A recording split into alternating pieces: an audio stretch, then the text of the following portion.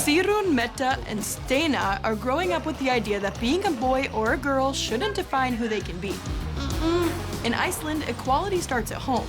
Mom and dad both work full-time and both handle the kids, cooking, and chaos. Here, that's not just a political statement, it's just Thursday. We haven't talked about it. You do the laundry and you do more the deep cleaning. Hjalti does the tidying and the cooking. If he has free time to do something, he will do it. And if I have the time, then I will do it. We really don't talk that much about it. It just happens.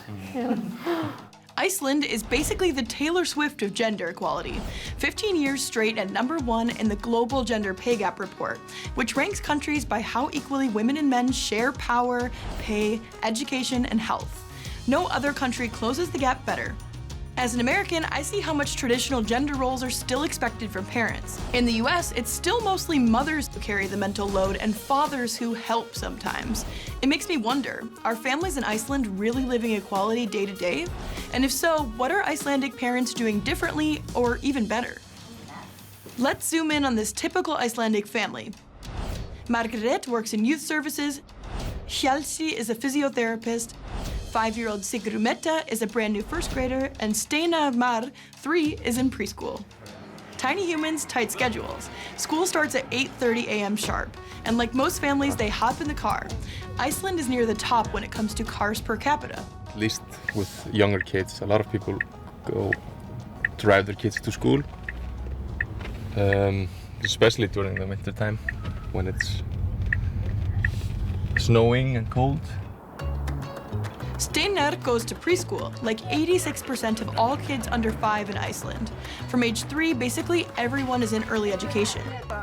In the mornings, getting them to school, it can be stressful, getting them on time and getting them used to kindergarten, getting them used to school. Yeah, that's probably been the most challenging for us, I think. I think most people, most kids stay 7-8 hours a day, in school or daycare. And when they get older, most kids have sports or music right after school. So I think a lot of kids have a really busy schedule and long days. Preschool is a big deal in Iceland. It's education, plus social skills, plus hot meals, all heavily subsidized. Parents pay around $200 to $285 a month, depending on the income and where they live. That's what makes full-time work for both parents actually possible. In Iceland, there's even a special education model that puts equality front and center, the Hjalli model. Girls learn to be bold and noisy, boys learn to have empathy and care. 14 kindergartens and 3 elementary schools are built around this model. It's interesting to see a whole system designed to fight gender stereotypes. In the US, so much of this depends on the individual families and schools. In the afternoons, it's usually Hjalti doing the pickup duty. As a freelancer, he can shift his work around family life pretty easily. And the state has their backs too. Families get yearly child benefits, around $2,800 USD per child, plus a little over $1,000 USD more for kids under 7. And if you earn a lot, you get a little less. And Iceland was one of the first countries in the world to introduce nearly equal paid parental leave in the year 2000, with parents still getting about 80% of their salary. Both parents are entitled to 6 months, which is great, and then usually the one that gave birth takes the 6 weeks that you can't divide. Imagine this, in Iceland, families receive generous child benefits and both parents get the same amount of paid leave.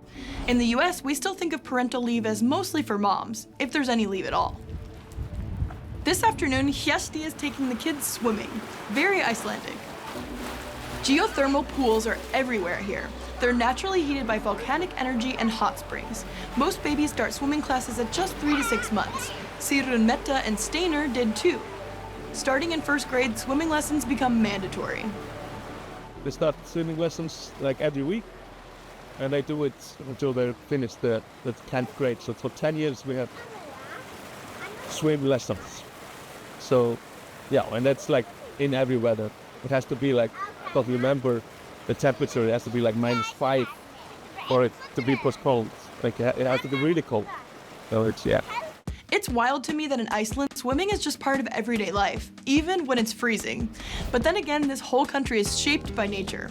The weather changes in minutes, and there's always a volcano somewhere nearby.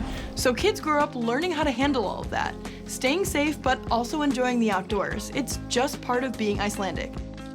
Iceland's extreme seasons shape daily life. In summer, it hardly gets dark, and in winter, hardly light. That makes routines even more important.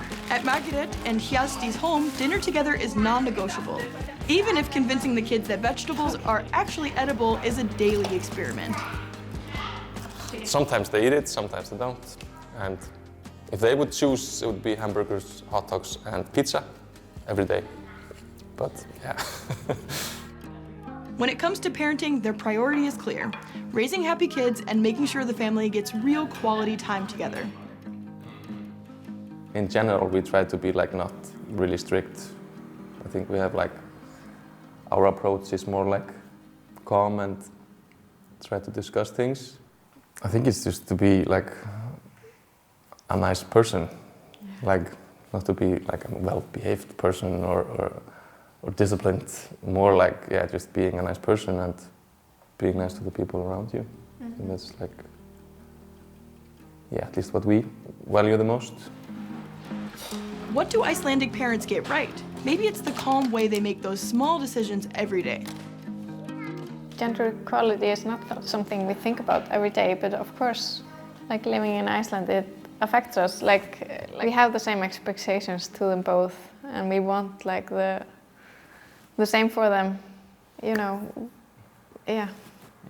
So it's like a nice life, and I like really love like being in Iceland, you know, and I wouldn't want to raise my kids anywhere else. Like we have our family, and like it's just home, you know.